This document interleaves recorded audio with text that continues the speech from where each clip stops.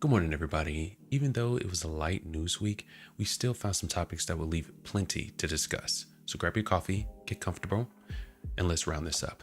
First, if you thought the gaming companies were focused on the quality of their games, shrinking their operational costs, or maybe even paying their CEOs less to balance their books, well, you're wrong. Dead wrong, in fact. They're literally hoping that Grand Theft Auto 6 increases the price of their game, giving them a quiet endorsement to do the same. It's a bold strategy, Cotton. Let's see if it pays off for them. Listen, GTA could get away with this, but a lot of you gaming studios will have to close your doors for good. Forewarning. Speaking of prices, it's time to speculate on the Nintendo Switch 2 pricing. I haven't seen much backlash for the numbers being thrown around at the moment, so Nintendo seems to be in the clear. And can I just say, this is the weirdest console generation ever. It feels wholesale different from any other, not in a particularly good way. And to continue that theme, Dragon Age Veilguard numbers are in, and it underperformed. This is a shame because, like many studios right now, they are banging on one or two major releases to keep their doors open. This isn't just a BioWare problem. The gaming industry at large feels like it's in a state of turmoil, a tectonic shift, which isn't necessarily a bad thing, but has been interesting to watch. When all the pieces have finally hit the floor, I'm very curious what that will look like. But that's all we've got for today, with a little more sprinkled throughout, and I'm joined by the brightest minds on YouTube to give their expert analysis. Welcome to the Casual Consumer Podcast.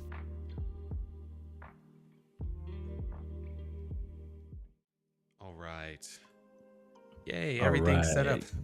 Oh my god. All right. Good morning, everyone. It was like a race to the bottom for me this morning. It was so bad. Fox, I think you're really doing a great job of selling it. You did really good. It doesn't matter. We're a little late, but it's okay. Yeah. It's just like, I haven't had this happen in a while, but like when something that you figure would work doesn't, and you're just like scrambling to find alternatives, that was this morning, and it wasn't great. You know what, stuff happens, man. Oh yeah.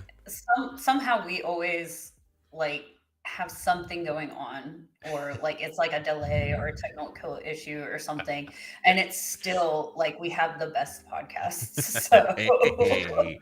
Yes, it works out. Our crazy comes together perfectly. Yeah.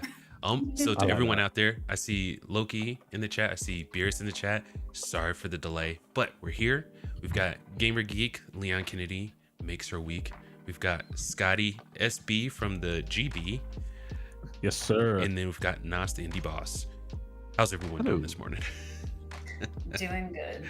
Good. Tired, but good. Oh yeah. So absolute major shakeups in the gaming industry right now. Don't know where those pieces are going to fall after everything is said and done. But one thing that I think we were all kind of figuring these companies were thinking about, like hardcore, because the operational costs, their CEOs are getting, tens of millions of dollars. It's like, how do we make more money? And, price increase. That's usually the laying off devs or employees, or a price increase. Those are their two go-tos. Yeah, it seems like making a good product isn't an option for some companies. Not an option. Not an option. No, absolutely not. So our first one we're going to get into, which I'm sure we'll have so much to talk about, is going to be the GTA 6. There was a insider analyst, and he was speculating that if GTA 6 sells their game at $60 or $80 to $100, the whole entire industry will follow suit, and that will be a death nail that will spiral the game industry. It will. Yeah, but they're saying it's going to be at least 100 for the base model of GTA 6 or more, and you've got all those companies saying, "Yeah, do it so that we can raise our prices." And That's the way it usually goes. Yes, I know. Someone's got to step through the door first, and then everybody who's too cowardly to make that decision first follows through afterwards. Exactly, Of course. because they know One company needs to set the precedent, and Yep. everybody's waiting for it to be GTA 6. because they know I'm if they did telling it you right themselves, they wouldn't sell. They'd have to close Exactly. their doors for sure. Exactly. I'm telling you right now, though, I can't even buy Echoes of Winston for $60, let alone 100. But you just bought a house. you know. Yeah, I did. So I did. Yeah. that So it's comes gonna be a little tight for a bit. exactly. But when you factor in the cost of inflation, this is the cheapest that games have ever been. Is that stupid narrative that I keep hearing? It's like, yeah, $60 is still $60. Mhm. No. Sorry, Well, $70 the is other still games were 70 bucks. 70. Yeah. Let's get into Yeah. the article. I'll read some of the quotes he has, and then we'll discuss, because this, I feel, is going to be a hot button issue right here. It is. You reckon? You're right. Oh yeah, 100%. Maybe. So it says, while this price hike would certainly raise eyebrows with the video game audience, Ball argued that a $70 GTA 6 would be the cheapest GTA game ever released in real terms. That is, when taking inflation into account, which we will get to. In real terms, $91 would be average, Ball said. Packaged game prices have never been lower in real terms than they are today, even though budgets are at all-time highs and player growth is stalled. Ball said in the report, GTA 6 could reestablish packed video game prices after decades of inflation despite rampant cost growth. Ball's report has sparked a discussion about the value of video games and the likelihood that Rockstar would actually go through with an $80 to $100 price range for GTA 6. Reacting to Ball's comments, Michael Deuce, hope I'm pronouncing that right, publishing director at Baldur's Gate 3 developer Larian, tweeted, "You're not supposed to say this out loud." Okay. He continued, "A good company raises salaries in line with inflation so that their staff don't die or something, but games prices haven't risen with inflation. This isn't the reason the industry is in the crap for now, but it is an uncomfortable truth. On the other hand, the responsibility for a game developer is to make sure that the game they show lives up to that promise, and that the investment in that investment from the player." So, and this is coming from IGN, this being pinned by Wesleyan Poole. So, first off, I would dare say the profits for these companies have been historically high. I would definitely say that. They didn't see billion-dollar games back in the day. That just didn't happen. It's kind of like the entertainment industry. If you know, a orange to orange comparison, the movie industry. You know, once they saw that they could make tons and tons of money, they started investing tons and tons of money into these projects that they were working on. And you know, that is a risky proposition, just because if it doesn't do well, you're out, you know, 500, 600, 700 million dollars. Not very smart. What do you call it? A budget balancing. It's not very smart, right? So I would say there's a couple of things that I really want to say, but I guess the most important one is one, if you do this, a lot of these studios will absolutely fail, right? And two, the gamers, your customers, are not responsible for how much you spend on your staff, on your CEOs, or on your projects. We're not responsible for that. And you know, if you put out a you know, I hate this, you know, it's a lot of effort to make a video game. Sure, fine. I don't care. You know, if you make a Concorde and you spent $400 to $500 million making it and it doesn't sell, it's not our fault. It's not gamers' fault. Okay, that's your fault. We didn't ask for these bloated budgets. Exactly. And the one thing that I find interesting with this comparison between the real price versus the nominal price is that it doesn't take into account the quality of the product. Right. I mean, if you want to charge $100, I need $100 worth of entertainment and value from that. And I mean, GTA 6 is probably going to be the first GTA game that I am not going to play, just because I don't like what I've been seeing. And I can't imagine how, because of the trajectory that it's been going in my own personal view from like GTA 4 and onward. GTA 5 didn't have any DLC because they were making too much money with GTA Online. And I don't like the trajectory that it's going, where it's like money is the most important thing, not telling a compelling story that gamers want to experience. It's just, let's just get to GTA Online quickly so we can start raking in the cash. Exactly. If that's the case, why do you need to charge $100 for this game? Why do you need to charge $90 for this game? We didn't ask for that. Exactly. You're right. Yeah, and you know it's going to cost more as well. Like, so I imagine this will be a live service game, so there's going to be more. There's going to be add-ons. There's going to be perks for this, perks for that. Yep. And Well, I don't know, man. That's a crazy price. GTA to start Online makes a lot of money. Yes. Yeah. A lot of money Yeah. for them. Oh yeah. So if you've got Absolutely. a brand new map in South Florida and whatever other regions they're going to include, Mhm. and you bring GTA Online to that, oh, it's going to make money hand over fist. Oh yeah. No with. Oh question. yeah, 100%. I mean, Which I saw. Which it would have been better if they, because that's going to be their ultimate goal is GTA Online. And so they should have just been like, here, buy this for $40, and then here's your GTA Online membership, because you still have to buy extra stuff on top of that membership. Exactly. And it just makes more sense to do it that way, because half the time people aren't even playing the story mode. Mhm. Yeah. No, there's this desire, I think, to double dip, which Yes. is get money off the top from the cost of the game and then get them on the back end with microtransactions Of course. through GTA Online. Mhm. And it's, Yep. I want to use stronger language, but I'll just say squash that. Yeah, absolutely. Not interested. Not interested.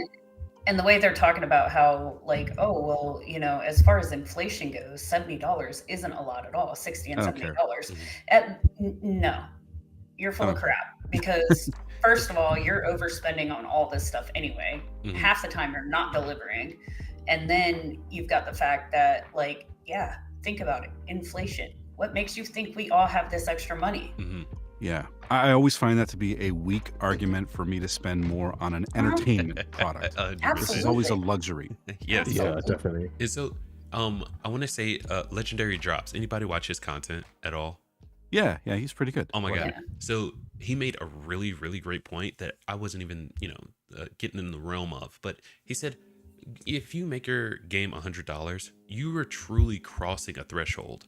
It goes from a hobby to a true luxury item where Yes.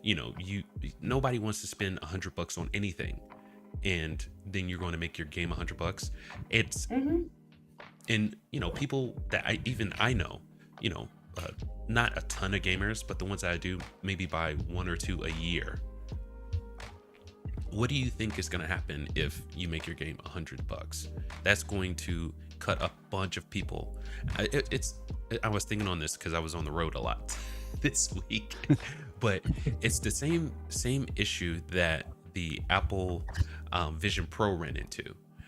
You made your product $3,000. You priced so many people out of that and wondered why you weren't selling these things like hotcakes.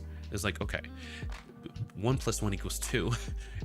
If you make it too expensive, it's not going to sell that much. There are only a finite amount. I mean, I guess of all of us, but even less so for the people who can actually afford those things. And how many are interested in a Apple Vision Pro? You know what I mean? Yeah, not Yeah, enough. 100%. And so they stopped Yeah. production on it. It was like, yeah, that makes sense. It's the name though, isn't it? Like with Rockstar and GTA, obviously it's their name. So they probably think, you know what, we can get away with this because we are Rockstar, we are GTA, Mhm. and time will tell. Yeah. But it's not that games don't cost £100. Like you still get games which do, but that's like a deluxe version of a game. Exactly. I've never known a base game to be £100. Now GTA does have longevity. We've all seen that. Yeah. Online will still have longevity because I saw an article the other day posted by Ed Boon. Mhm. And GTA Online in the world is still it's fourth on the list, I believe. Still the most played game in the world. Mhm. Wow. That game has been out for God knows how long, Yeah. and it's fourth Three on the three list. console generations. Yeah. That is ridiculous. So like they're probably looking at that thinking, you know what, we may be able to get away with this, Yeah. but only companies like Rockstar could be brave enough to attempt this. Or even be successful at that. They're the only ones. Yeah, they I might can be see. successful. Yeah. They might be successful. Mhm. I think there's a lot of people that are going to go buy it anyway because, Oh, yeah. like you said, the longevity of 5 Mhm. alone is going to make them be like, well, 6 is going to be around for like 10 years, so that's just like $10 a year. You know what I mean? Yeah. Like that's how gamers are gonna equate that. Yeah. But then you've got the other companies that are like, oh, please do it, please do it. That way we can sell an $80-$90 game, maybe a couple $100 games, and we'll take after you, and you're gonna start it, and this is gonna like ramp up what we do in sales, and it is going to just be a spectacular backfire. Exactly. And they just don't understand. Hopefully. If it's gonna work, I think it will work. If it's gonna work, I think it will work for Rockstar. Oh yeah. I don't think any other company will be bold enough to try it. Well, okay. Oh, I think they'd be bold enough to try it. Yeah, they will. I don't think they'll necessarily be that successful. Yeah, that's true. They'll be like, this is $95, $5 less than GTA, and then they're gonna be like, well, gamers, you suck because our game is failing. And then you're gonna see like Ubisoft style fits being thrown over gamers not buying the games because they're too expensive. Yep. There may have been some games that would have been able to pull off like $100 price tag, but the bottom fell out from under them. I mean, think about how. Okay, let's imagine that there wasn't a Mass Effect Andromeda, and there wasn't a Dragon Age Veilguard. Yeah. So you go from Mass Effect 3 to like the next Mass Effect game without any of the failures. Thank you, BioWare.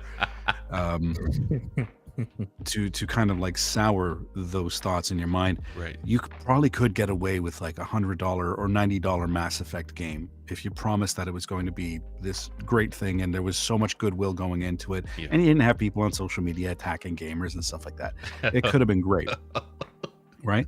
But there's probably some other franchises that might have been able to do that at some point if they didn't shoot themselves in their own freaking foot. 100%. A very select few though. That it will be one of those things about recognition. You recognize that company, you trust that company.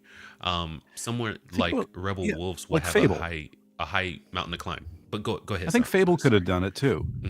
Fable could have done it if they didn't have that character model controversy about like the character looking like they got hit with an ugly stick, because people really loved that series. Fable 3, I don't think so much, but there was a lot of goodwill for that series. Yes. Yeah, there are a lot of games like Metal Gear. That series could have done it, just because the following. Now, what's so funny about those games, it's just like you either love them or you think they're completely overrated. I don't think I've seen a middle ground for that one, But I do think Kojima could have sold those for $90 to $100. I think Metal Gear Solid games would sell for £100. Yeah, I think only certain games could. I think Zelda could. Yes, I think so too. Mario possibly. Yeah. Because it's the name, isn't it? Yes. Yeah, I think you could, if you delivered like a really good Mario, I think you could do 100. Legend of Zelda for sure. Yep. Like Metal Gear. Oh yeah. I think the only reason we're having this conversation with Grand Theft Auto being the focus is that they've consistently delivered. Yeah. Right. That's the difference. Yes. 100%. They give their customers exactly what they want. It hats off to them. I mean, as far as I still didn't like GTA 5 that much. Right on. So I'll say, shame on a lot of these companies who are waiting in the wings for GTA 6 to actually put their prices out there, because your budgets have ballooned and they're out of control. Your margins are razor thin. And but Fox, they don't feel shame. Yeah, they don't. Shame on them, yes, but they don't feel shame. Just marching forward with whatever they think is going to make them the most buck. 100%. Do you remember that that scene from 300 where all of the Spartans were just shoving? I want to say they were Persians, shoving the Persians right off the side of that cliff. Oh yeah. I'm gonna have a Scotty moment. I haven't seen that movie. What? You haven't seen 300? No, I have not. What? Oh my god. This is Sparta. I mean, I've seen that clip. Come on, I don't live that far under a rock. Right on. All right, I think that was perfect. Everyone, I will say, sorry, Fox. Yeah, one thing. ahead. I think Nas hit the nail on the head. If it's if a game's going to be £100, Yeah. I think it needs to have longevity, Yes. and it needs to be, dare I say, worth £100. Like a couple of hours story isn't going to cut it. No. Right? No. Let's be honest. I think we know GTA has longevity. Yeah. I think we know how games work these days. There's going to be prices on top of the £100 for microtransactions. Oh yeah. And this seems like a very sneaky route to say, right, here's the base. Okay, but how much else is it going to cost? Because we know there's more. Like, for example, if they do DLCs, right? That's going to cost. Not anymore. Exactly. Yeah, well, I doubt they'll say, oh, here, guys, here's a DLC for free. Here's GTA Online for free. I doubt that. There'll be more to it. Not unless they get in trouble like CDPR. Yeah. Then they give out a free DLC. Yeah. Wow. But along those lines, we read a report about I don't think he was an analyst. I think he was actually in the industry making games. But he was talking about how the length of games the price of games should reflect the length. Like, for some reason, they think that the longer the game, the more money you can charge for it. And we were talking about the Assassin's Creeds and things like that. You remember that report? Yeah. So yeah, no, just because your game's longer doesn't mean you can charge more for it. It's gotta be quality. I want to say it was not Odyssey. Was it Odyssey or Valhalla? Well, it was just filler, bunch of filler. Gigi, you would know. It was Valhalla mostly. Right on. See, I mean, it was a good campaign. Yeah. Don't get me wrong. The DLC was pretty all right. Yeah. I think paying $40 for the DLC kind of sucked. Oof. But it was pretty much like an entirely different game. Right on. But they did do a lot of filler stuff in there with the open world that you're just like, yeah. Yeah. £40 for DLC is crazy. Yeah. It was like a whole other game though. Yeah. Like, I mean, it honestly was. Okay. 2025, I think indies are going to eat AAA's lunch all day long. That's I would assume so, suspect is going to happen. However, I mean, maybe we'll have time to look at a couple game trailers, but let's move on real quick. We're gonna blast through these real quick. This is coming from Gaming Bible. Nintendo Switch 2 price is set to be higher for some of you. Sadly, I assume they're talking about the UK, and this is coming from Probably Dan Lipscomb. So, okay, while the official price still has been mentioned by Nintendo, some rumors are swirling that it could end up being priced between $339 and $450. To me, that is kind of the sweet spot. You're getting more, and correct me if I'm wrong, but the Switch 2 was like $399. Am I wrong? The OLED, it was $299 for the first one, Gotcha. and then I think it was and then it was $350 for the OLED. So you're getting a bigger console. I think they're going to put it at $400, and I think that would actually be perfect for that because of what they've got going on, and plus Nintendo does try to keep things on the cheaper side. Right. I think we talked about it before. I think that was the price. I think we were hovering around $400 or so. Yeah.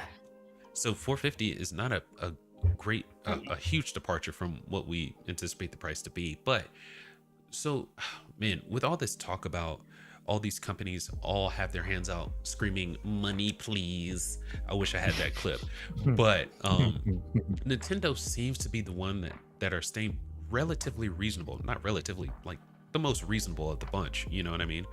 So my hat's got to go off to them right now because they're the ones that are kind of keeping the industry sane. Just not their legal department. No. That's all. No.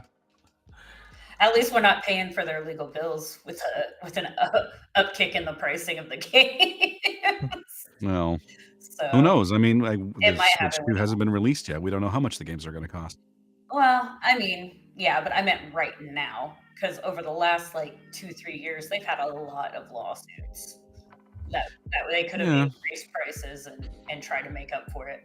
But I mean, in effect, when you buy a Nintendo product, you're supporting their legal department. Well, I get that, but most companies would be like, "Oh, well, we've done these extra expenses, so let's charge more for this game." Mm. So, but I don't know. The two games that I want right now are Echoes of Wisdom and the Donkey Kong Country Returns HD, because that's like my favorite Donkey Kong.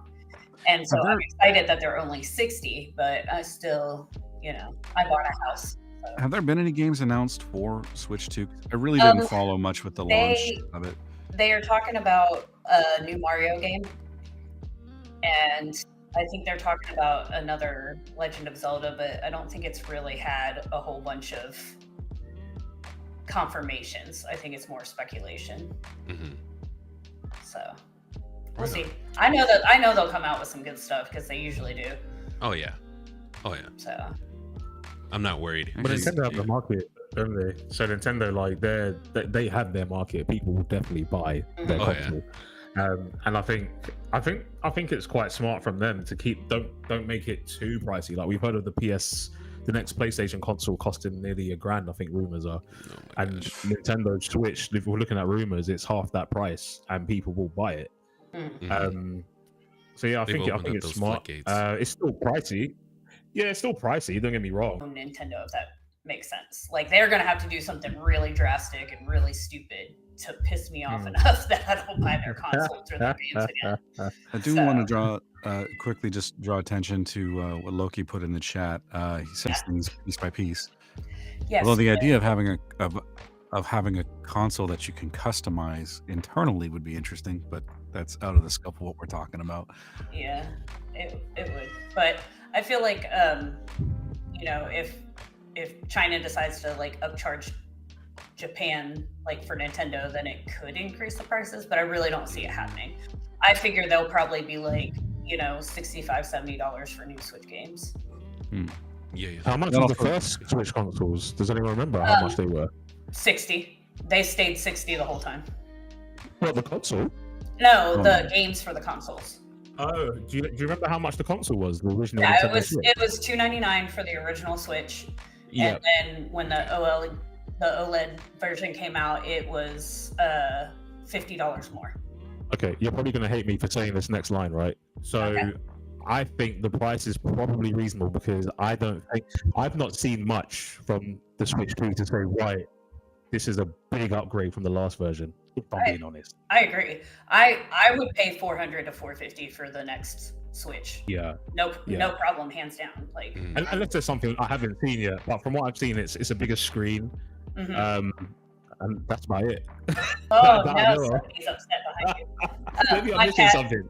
My cat's yelling and needs to be let out, so I'll be right back. Right on. Discuss. So this one's pretty cut and dry. What do you think? This is a good offering, or do you think that they should make it cheaper? I honestly think it's since you're getting so much more for such a small increase in price, dude. I think that they're on the right track. I think they're gonna sell. I don't think they'll sell 145 million, but they'll sell a decent amount of these things for sure. I think it's probably if we factor in quote inflation, I think it's probably a fair price. Right on. And Nas, what say you, sir? I still stand by what I said. About $400 seems reasonable. I said what I said. I said what I said. I said what I said. All right. In the piece de resistance, we're going to get into Dragon Age Veilguard. 1.5 million players in its first 2 months. EA expected 3 million. So now with this one, yes, sure. If you look at the games within the series, it's been kind of sporadic, so to expect 3 million out of this one, Inquisition, I want to say it sold pretty freaking well, but to put those expectations on this new entry, I think was unfair. With all of that being said, there is still what's that? Why do you think it was unfair? With a challenge coming on. Yeah. Sorry. Go ahead. Right on. No, Nas. Go for it. You go.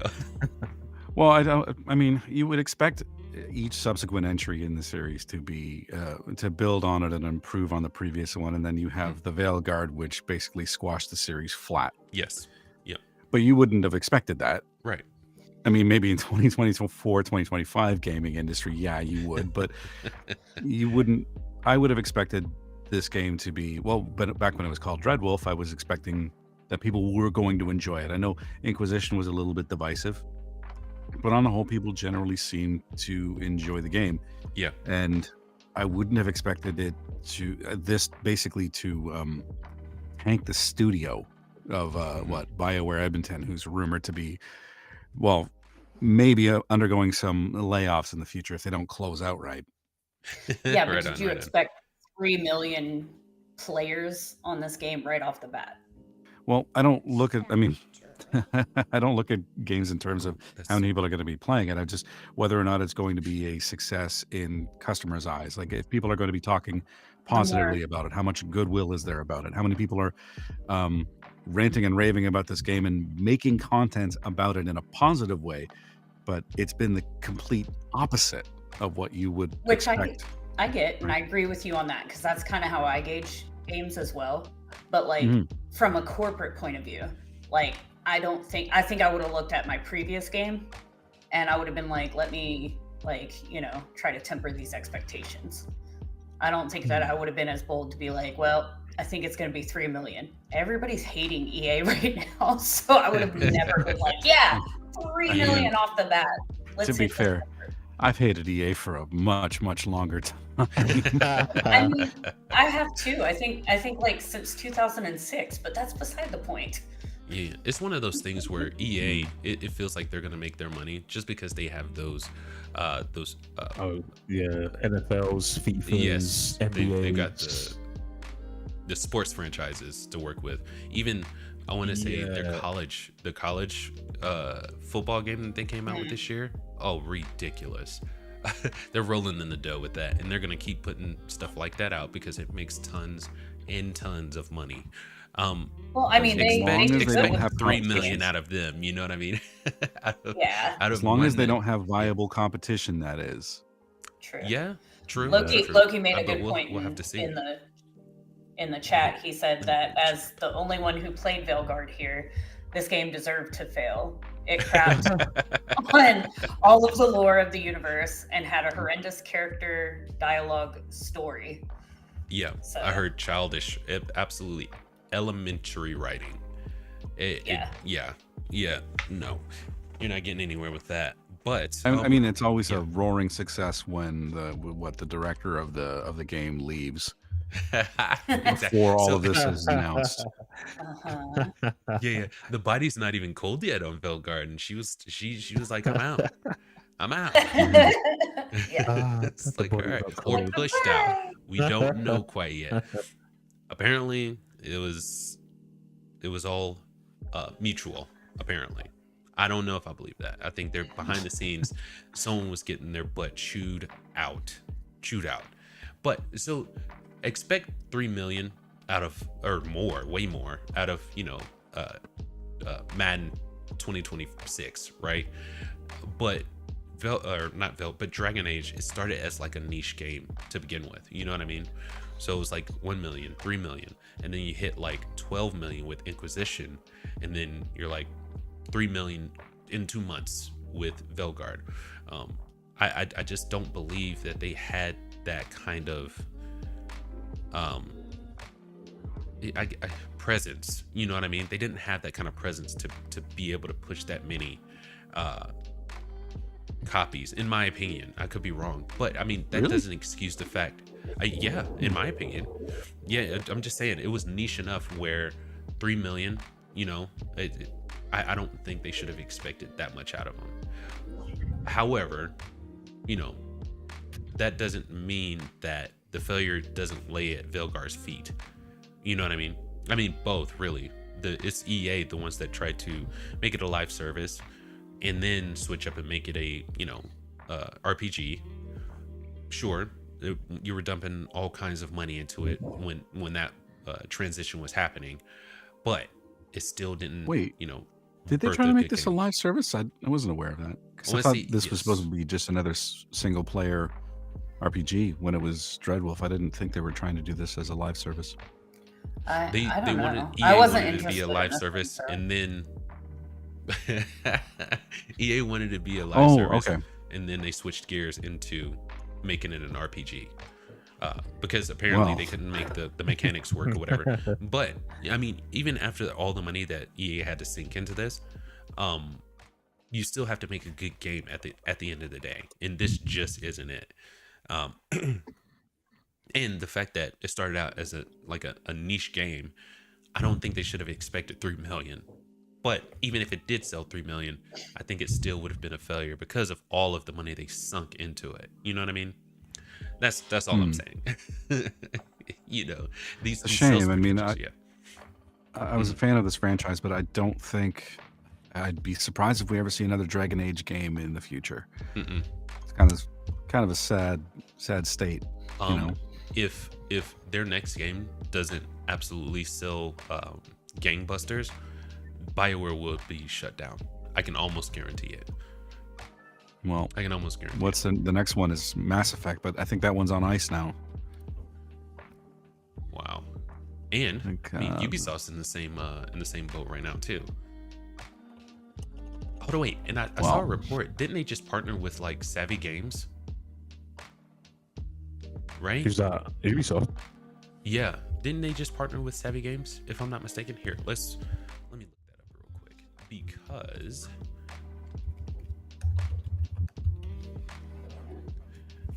Okay, let's see what they said. Savvy. Ooh. Gave him 3 Vs. How about that? Ubisoft entered into a partnership with Savvy Games. Now, I had seen one report of this, but I didn't go in depth with it. So it's okay. So this one's coming from Game Rant. When was this published? This was published. Really? Okay. They won't tell me when it was published. Anyway, a new report has claimed that Assassin's Creed Mirage is set to get a story DLC more than a year after its release. So it looks like if they are partnering with Savvy Games, they're only doing it for that one project. So, okay, so I'll still stand by the fact that if Shadows doesn't sell really well, they are looking at being bought up wholesale by Tencent. Which I don't think that would happen that way. I think they would just wait for them to declare bankruptcy and then pick up the pieces. Right on. That's true. Because shoot, man, if we're looking at what was the one that Sony wanted to, they ended up in a partnership or whatever instead of Sony actually buying the studio. I can't remember the name of it. Katakawa. Right, yeah. So, like, if they were in the same position, Sony will kind of just go in there and strip them from parts and just leave the carcass, laying on the Leave ground. the carcass. So right on. All right. Right on. Yeah, I don't see Assassin's Creed Shadows doing all that great, and I'm actually kind of, I don't know, from what I heard, Mirage didn't sell that well, and it wasn't that good of a game. So I'm surprised about the DLC, but I mean, I'm also not surprised because Ubisoft is always like money. I feel like we're starting to see their marketing engine at work here. Because has anybody else gotten that impression?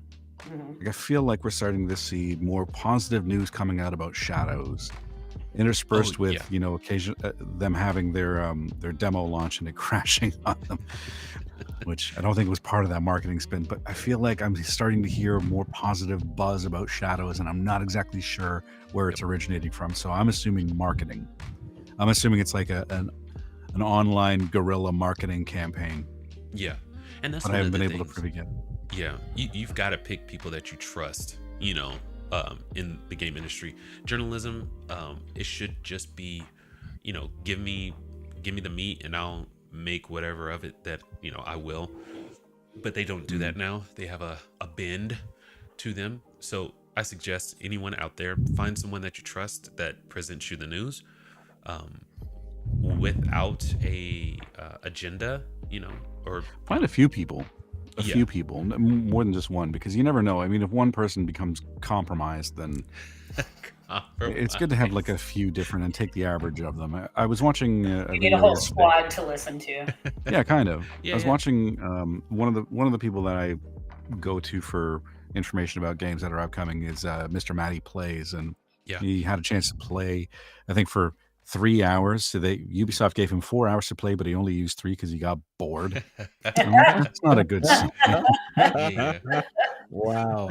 Well, Now, I'm gonna say this: like, if they would have just went with Nawe, I think the game would have been fine, probably, and it would all still depend on game mechanics, story, and things like that. But it might have still been boring, but it wouldn't have been controversial. Exactly. Yeah, they definitely did not need the controversy. That they excluded how many customers because of what they decided to do. Oh my gosh, and you guys, man, I'm a hypocrite because on the road I was like, man, do I really hate this game enough not to buy it? And I was just going back and forth, and I settled on I'm gonna buy it. And then I listened to someone that I really respect in the industry, and they were like, it's not great. it's not great. What game's that? Shadows. Oh, Yeah. Well, you never know. I mean, everyone's different. Oh yeah. Yeah, you might like it. You might think it's the best thing since sliced bread. You know what, Fox? How about this? I'll buy it. I'll send it to you. You can borrow it. No, You'll just stream shoot it. it on back to me. Just stream it. Well, So I I can mean, watch that's it. the plan. That's the plan. Yeah. I think We'll see if I end up getting it for sure, but I think from my perspective on Assassin's Creed, though, I just think in general it's lost that spark it had originally. Like the first two were great. Albeit I didn't complete the second one. I think I told you guys why. I'm not going to bore you to death, but I lost my saved file basically. But like that game was epic. Like there was a story behind it. There was the soundtrack, the things you could do. Like at that point in time, like I didn't know a game. Maybe like Spider-Man games, like the whole walking on the wall thing and hanging on wooden branches and hiding in the haystack. Well, Spider-Man's just crawling. I don't think you can do that in Spider-Man, stay in haystacks. But in Assassin's Creed, it was different. You could just walk and blend in with the civilians. You can assassinate someone so discreetly. Like, it was great. And I just don't think from recent games I've played Assassin's Creed, it doesn't have that same spark. No. Is it a case of, Ubisoft and we create Assassin's Creed, so you're going to buy our game just because? Like, that's the impression I get, because I don't see many changes and I don't see anything more than the creativity they had originally. Because I mean they got to a point where they started releasing games every year, right? And for me, I always think that's a bad sign when games start getting released every single year, because they say they revamp the code and stuff. I mean, look, I'm not being funny. Like you can't wipe a whole engine code, whatever you do, and release a game within a year by developing, unit testing, and UATing the product. That doesn't make sense to me. It sounds recycled, in my opinion. Right on. Or underdeveloped. I agree with you. It's either, probably recycled and underdeveloped, to be honest. Yeah. And one of my favorite parts about the new Assassin's Creed games is running into those glitches, like in Valhalla, where I'm cruising in my Viking little boat down a river, and all of a sudden it's flipping in the air and like lands on a freaking tree like a mile away or something like that, or you're running through the grass to get back to your village and suddenly you're in the air and you have no idea what's going on, and 5 minutes later you'll finally just hear and you're dead, what I mean? But in the meantime you're just flying through the air, you have no idea what's going on, you're not even falling, you're just continuously going up. Or like when the black dog was like paws on your shoulders eating you, and like you were running around it in circles. Like I love those glitches, so that's half my fun for Assassin's Creed games. Man, Assassin's Creed 2 was, that whole series is probably one of I really remember that time, because those games really very important awesome. to me. I loved those games. And you mentioned the soundtrack, Scotty, and you're absolutely right. I made a point. I'm like, I have to learn who did the soundtrack for these games, because I like it so much. And I would just listen to it throughout the day. And it was Jesper Kidd who did the soundtrack for it. But the characters were also really interesting and cool and Yes. likable. And Oh my god. Yeah. you can't diminish how important that is, having a likable character. Ezio and his whole family and everybody, even the stuff outside of the Animus in the real world, I enjoyed that so much because I like that there was this meta story going on. And after what was it, the third game, I just lost interest. I still played Black Flag because Black Flag is fun as hell, but I don't, in my mind, I don't really consider it an Assassin's Creed game. Right on. So Nos, real quick, would you say that Assassin's Creed kind of overstayed its welcome, you think? It's hard for me to say because after Black Flag, I haven't played any of them. Right on. The formula it ran its course with me. Gotcha. And I didn't really see any need to get reinvested in it. Okay. Real quick, since we're sitting at about 47 minutes, I'll let you guys go so you can get to your Saturday. But let's get to chat real quick. We've got Gigi first up on the docket here. She says, good morning, everyone. And then Lord Barris, good meowing, my Pookie. Gamer Geek. See, now everybody knows that was my childhood nickname. Dang it. Right on. Right on. Sup, my dear. And then, good morning, everyone. It's another Fox Nominal Saturday. Thank you. Right on. And then It's always a great weekend when you've got Fox hosting a show. oh, stop it. Stop it. I do what I want. now. You're not the boss of me. You stop it. What do you call a sheep who can sing and dance? Lady Baba? Wow. I do love his dad jokes. Straight up, it's hilarious. It's horrible. That My one wife hurts. is going to love that. Oh, Yeah. I love that. And obviously, you get a laugh out of that because that's hilarious, I think. Oh, let's shorten this up Lady just a little Baba. bit. Lady Baba. Lady Baba, oh my gosh. Lord Beerus, not to sound like an ad in a game, but our legendary host, Mr. Fox, is going to be a guest on another podcast. That's right, tomorrow night. I hope everyone yes. can be there Oh, to support our yes. beloved Fox. This is true. I totally forget. I'm What gonna time need is you. that? I'm gonna It's- I need you wanna to say- tweet it out so that we can hop on. I want to say it's going to be in the afternoon. Like, Afternoon. I can bring it up for sure, but yeah, I think it's gonna be night out there, Scotty. So you might have to catch up on it. Sorry, man. Is it Nas? Is it on YouTube or I can catch highlights or something? It's gonna be on YouTube. Okay, I'll catch highlights if I can't make it live. My gosh, I hope they don't look at this as like, oh, this dude's a douche. I promise I'm not. You're But not. my mind is just so bad. What do you mean? Like, No, not at all. Your mind is not bad. You are just a busy man that does a lot, and you put a lot of work into our podcast every single week. So don't even start with that. Thank you, Gigi. Oh my You're goodness. phenomenal. I would not be able to do as much as you do and not panic and completely mess something up. So Oh, the panic is real, Gigi. Oh, it's so real. yeah, but you handle it better than I do. I'd be like, Beerus would be like, it's okay, you got this. And I'd be like, no, I don't. He'd be like, yes, you do. And I'd be like, no, no. But that's the thing. I do all that before we go live, in the backstage. It's like, Yeah. oh, guys, I'm sorry. I get all that It's out the way okay. before we go live. It's hilarious. We are all just happy to be here. We support. Oh, you heck know, yeah. So Oh, Loki said, why did you change the thumbnail? Because that was the thumbnail from last week. And I had one for this week, and for some reason it didn't go. Sorry, but that's, yeah. I think it's a better one. It's kind of in line with what we were talking about. You got the GTA 6, bikini girl, the Switch 2, and then a character from Veilguard. yeah. But I think it's a good here we go. one. You're Beerus, our Canadian Maverick, Hunter Boss returns. Hey now. That's right. I am here No. for a few more minutes. Good morning. has Okay. arrived. Yeah. We'll get through these real quick. We're not like, oh God, guys, what happened? Why are we here? We're gonna have to be spotty. So let's skip to the ones that are relevant to what we were talking about. So let's see. Loki, devs don't get back end deals, producers do. Right on. Okay. Run on Loki again. I mean, yeah. Games have been $100 for years. $60 base games, $40 DLC package. Now 70 and 30. This is very true. It's very true.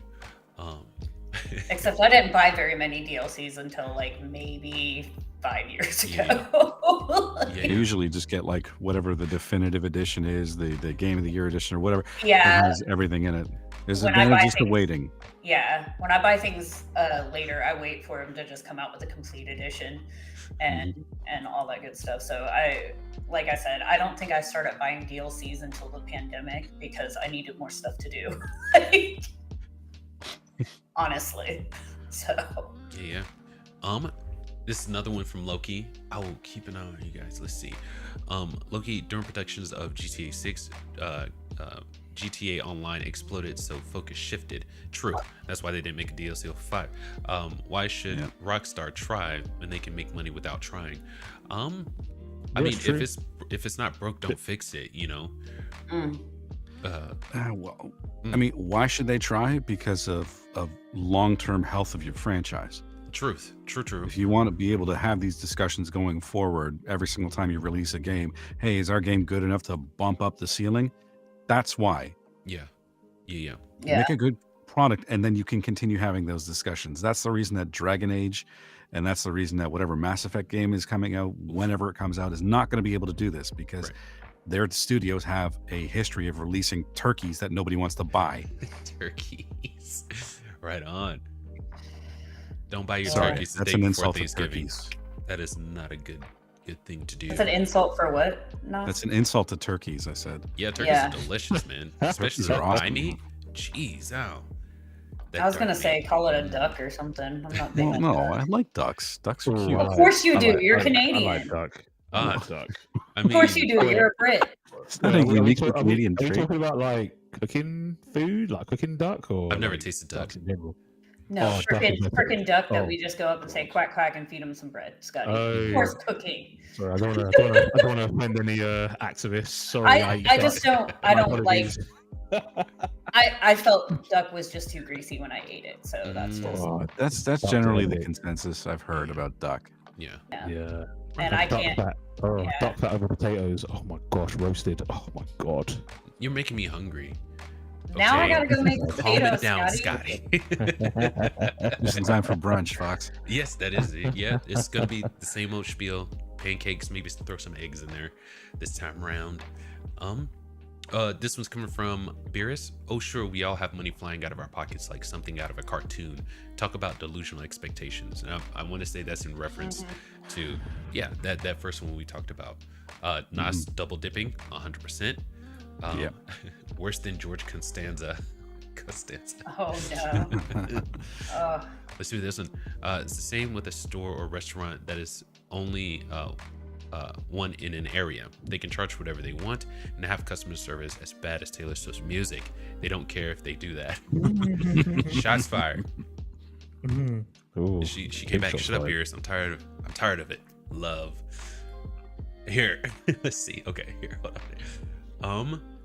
So let's see. A game and indeed any product is only worth what the customer buyer thinks it is worth, not the seller. This is true.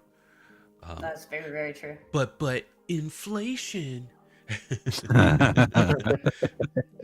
OLED. But we gave sounds you like 1,000 Swiss Yoda. hours of gameplay just because it was crap for 700 of them doesn't mean anything. 100%. So it says this article is junk because it references tariffs, which will not increase prices from goods from Japan, just China. Yes, I know the chips from China, but Nintendo foots that bill. Right on. Right on. Yeah. And unless Nintendo decides to roll that cost down to the consumer, it's probably Which not is an what issue. I was saying earlier. Is they could choose to do that, but I doubt they will. I hope they don't. Well, they usually end up selling enough that it makes up for Let it. him So. know. He sounds poor kitty. Oh my gosh. Oh yeah, my cat was over there. He saw my son through the French doors, and he was like, "Meow, meow." So I had to get up and go let him out. Poor guy. Loki Charleston, I don't think it'll go over 500 USD. Same. is that For the Switch too. Oh, Yeah. What you got, Scotty? No, I was going to say, I think Loki's referencing the Nintendo Switch 2, I think. Gotcha. Mhm. Yeah, I was actually I was in a Best Buy a couple weekends ago, and I'd never actually played around with a handheld, like a Switch Deck or whatever. And I don't remember what was there. I think it was like an Asus Ally or whatever. Yeah. I gotta say, that thing feels really good in the hands. Getting it. Those Steam Decks are nice. Like Oh I'm my just gosh. like I could totally see myself playing my Steam games on this thing. Mhm. So Yeah, I think yeah. I might keep an eye out for one of those. It's like Rogue. Is that a mirror in your pocket? No, it's an ROG Ally. That's right. No, it's just it would just be convenient because I mean you guys might know I play a lot of demos, Mhm. and it would just be convenient to do that wherever I am instead of just being in front of my computer. Oh, 100%. Yeah. Mhm. Yep. Anytime. And that's one of the reasons the Rogue Ally is the one I've kind of decided on. And I still want to get Xbox's handheld whenever they do come out with it. But I want to say the Rogue Ally would probably tide me over. The Portal's great, but it's not a real handheld. So, Mhm. you know, No, but No, it's a remote play device, which Yes. is why I skipped it. right on. And that's totally fair. Loki, I'll buy it. Screw it. It doesn't matter. It won't do well enough to cover its budget. And then last but not least, Beerus. Switch 2, I'm thinking 500 to 600 and maybe 700 for deluxe upgraded edition. Right on. Again, that's Maybe, it's yeah. all We'll speculation see. at this point. Just like, the $299 for the base and OLED model, $399. We Mhm. might see numbers like that. Me personally, I doubt it just because Nintendo's business sense, they are really freaking good. You know what I mean? So Yeah. maybe because I look at 500 to 600. That's one of the reasons I didn't get the Rogue Ally, because I want to say some, memory ones are like $500-600, and it's like, oh, with like the higher internal memory. mhm. Yeah. And Yeah. I'm like, gosh, I I can't see justify that. Switch. I see Switch 2, like I said, being $400 to $450, and then the bundles, like with one of the games, will probably be like $500. Right on. And then, like, if they decide in a couple years to do like another one, like they did with the OLED, Mhm. it would be like probably $50 more, $60 more. They're able to sell enough over time that they make up for 100%. all of that, and Yeah. they're smart to do it that way because they're sitting here like, well, we're probably going to sell this many over the span of like 5 years, Yeah. instead of being like, we're going to sell 3 million in the first quarter. There's going to be more competition though for handhelds though. Yes. I mean, Yeah. so who knows? But this isn't just a handheld. It's going to be a handheld and a TV console. Yep. That hybrid, man, they really changed the game with that thing. Yeah, it's a hybrid. And I don't think, like, think about it. The PlayStation Portable had a hook in that you could do for the TV, which was cool. Mhm. You No, I know, used to except for actually the fact that I had to sit on the floor in front of my TV and have it hooked in. But then the Vita came out, and like the original mock-up was they were gonna have it too, but then they were like, no, let's sell something separate. Let's sell PlayStation TV, and you can hook your Vita into this, and it's not worth it because the Vita is not gonna last for long. I'm curious though. I'm So- curious how the Switch 2 is going to do because it's Mhm. coming out before whatever PlayStation's and Microsoft's portable consoles come out. That's assuming that they're coming out. I've been hearing that they're in development. So Yep. Switch 2 is coming out first. Yep. And I want to see how the other two do because I don't think there's any patent on having a portable console that connects to your TV. Ooh. I used to have a cell phone that did that. Had Yeah. a little mini HDMI port at the top of it, and you could just plug it straight into a TV. It was awesome. I love that phone. Yeah. So I don't really think there's any sort of patent on mean, it. So there's nothing to stop Leave them it from to doing the same Nintendo thing. to create that, though. You know what I mean? Yeah. Oh my God. But I mean, As soon it's as- just like, Go I ahead. feel like Sony's handheld would have another TV adapter type hook up to it because they got so much crap when they put out the Vita Yeah. because they didn't have it like the PSP did. So Mhm. I think they would be smart enough to add something that they could, some sort of adapter that could plug into the TV. Yeah. So I mean, technically, it's like a hybrid. The PSP was technically the first hybrid, if you want to think about it. Right on. So as soon as PlayStation and Xbox, come out with their handhelds, if they are hybrids, you can count on Nintendo patenting it like that day.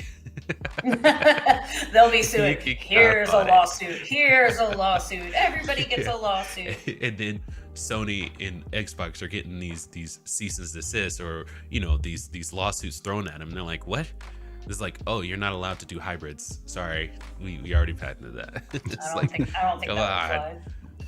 Last but not, we got 2 more from Beerus real quick. All that hardware and options in the trailer. No way this is going to be cheap. We're gonna have to wait and see, because they've got there's an axis on what customers are willing to pay and how much you charge. If this is too high, customers are gonna buy less. You know what I mean? So you've got to find that equilibrium. So we'll have to see. And then Lord Beerus, give Nintendo 5 years and it's a distinct possibility. Yes, 100%. Yep, they're checking out the long game, not hey, this quarterly. What are we looking at? It's like, yeah, that's one good thing about Nintendo, is they're always looking like, this is our long game. It might cost us money the first year to be putting these out, but we're going to recoup it in the back 3 of this 5-year plan. 100%. So yeah. All right. Plus, they have a lot of accessories. Right on. So, what are we playing right now? Oh, I am playing Horizon Forbidden West still. Okay. And still playing some Fallout 76 with some friends online. Okay. But I will probably be playing Resident Evil tonight, because last weekend my son was like, "Are you going to play Resident Evil? I want to watch you." And I was like, "Get on my YouTube," because I didn't feel like grabbing everything out. Right on. But yeah. Right on. So I'll probably be playing Resident Evil this weekend. Okay. Scotty Boozy, I assume that you're playing Judgment 2. He may have had to go. Gotcha. Okay. Oh no! Okay. Did he go? Yeah, because he had that. He had 10 minutes ago. He had to be off. So Gotcha. I'm assuming he went ahead and hopped off. Right on. Okay. That's fair. Yeah. Right. All right, Nos. You were playing what, Nos? What was that? He's playing a lot of demos right now. That you did. On Wednesday, I was playing Carrion. Yes. Which is that reverse horror puzzle monster game, which is so much fun. I'm actually just having a pleasure just going through the footage and just editing things down. Right on. And just getting my timestamps ready for the playthrough. So that's fun. I love that. But I've also been playing Revita again and finding yet more stuff in this game. And I'm kind of stuck right now. Yeah. Because there's areas there's a riddle I have to figure out, and I think I know what I need to do, but it basically involves just self-deleting in this very specific way. Wow. Okay. Fox, have you gotten to the hollow hives yet? Not yet. I've played through. I think I've got 2 shards. 2 shards. Okay. And I haven't gotten all the beehives yet either. Yeah. Okay. So. I'll give you a little tip. I don't know if you're aware of this because it wasn't explained in the game. But as soon as you enter an area, as long as there are monsters there, shoot the walls. Yeah. The bottom corners of the walls. Yep. But also, if you go up to them and you hear the music die away, there's a secret there. Oh. But you have to be like right beside the wall. So if you hear that, shoot the wall and it'll highlight a little bit. And as long as you highlight it once, just leave it. Okay. Because you have to get rid of the rest of the monsters, and then you can go through the secret room, and there's usually a beehive there. Oh, okay. That's because that's usually the 3rd one. You need to get 3, and then instead of going into the fungated funnels, the next area, you go into the hollow hives, which is quite different. And the boss for that area is also a little different. Gotcha. Okay. Right on. Yeah. All right. Awesome. Heck yeah. So playing that, Revita, Carrion, and Sleeping Dogs, which Sleeping Dogs, that's the one I was thinking. Did you stream that last night? Yeah. Oh, I love that game. I missed it. Like I saw it, but I didn't see a link, so I just went to your Twitch page, and it wasn't up yet. It's all good. Fridays I stream on YouTube. Oh, gotcha. Okay. Right on. But it's there if you want to check it out. Oh, heck yeah. I'm not nearly as rusty as I thought I would be at this game. Right on. So it's actually some satisfying sequences if you're interested in watching it. Nice. Yes, sir. Right on. I'm on it. And I'm playing Black What about you Myth playing? Wukong again. Nice. The learning curve wasn't that bad. You get to one decent boss fight, and it all comes back to you. It's like riding a bike. It's awesome. But I just passed Yellowbrow, and he almost broke me. He almost got me to put that thing down and just leave it for a day and come back. But I finally beat him, and it was so freaking crazy awesome. Like, so he has a gold form, and you hit him, but you don't know if you're doing any damage. You don't know if you're cracking this armor or anything like that. Turns out you are. You have to do it a certain amount of time, and then you can just wail on him. But the dude has some really strong attacks where it takes out like a fourth, or, you know, depending on which attack, a fourth or a third of your health. And I'm like, God. Oof. And he has three sections, and I'm like, it's like, okay. Yeah. But yeah, it was fun. I didn't stream it, which I'm so glad I did, because it would have been a 5-hour stream. But I'm trying to do the edits here and there to put the video out. But yeah, that's what I'm playing. Yep, it's so much fun. We look forward to seeing whatever you put up. Right on. No, thank you, Gigi. Same to you. Once you get to finish with the Resident Evil stuff, and then you get into the Horizon stuff, I'll say it again, I think you should stream. You should stream. I'll get to streaming at some point. Actually, how it goes. John DBZ was saying that Carrion is a GG type game, so maybe you should check that out too. Hey now. Yeah, I've got the trial, so I'll look into that, and then yeah, because it's only like $20 on PlayStation, so that's not bad at all. Yeah, no, heck no. Right on. Sheesh. All right. Thank you guys for coming through. Really appreciate it. Thank you for putting up with me. No, you guys are awesome for that. Likewise. No, you guys yes, are great. Thanks for putting up with us. You guys are freaking fantastic. I'm so sorry. are you, sir. Everybody have a great weekend, and we will see you again next week. Right I'm on, sure right the on. cat will continue to try to be on screen with me. Bring some character. Bring some character to the stream. I know. Yeah. River's like, I must be in this. Spears probably gave her 20 tuna to do that. Right on. All right, I'm gonna close this out, and I'll see you guys on the other side. All right. Have a great weekend, guys. Bye, guys. Go play some fun ass games. Heck yeah. Right on. Thank you, Nas, for you using your sign off on here. I love that. That was great. But that's hilarious. He's telling me he never intended it for it to be a sign off. But thanks you to the panel. They're absolutely amazing. We had some possibly controversial topics to talk about, and they absolutely knocked it out of the park. So first and foremost, thank you to the panel.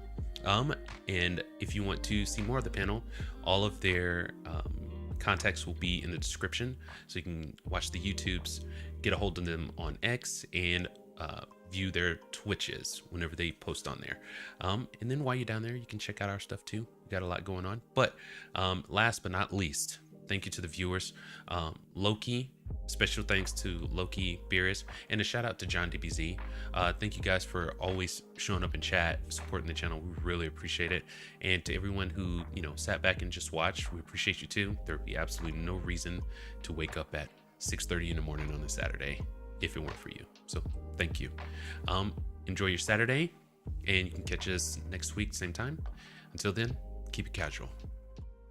Peace.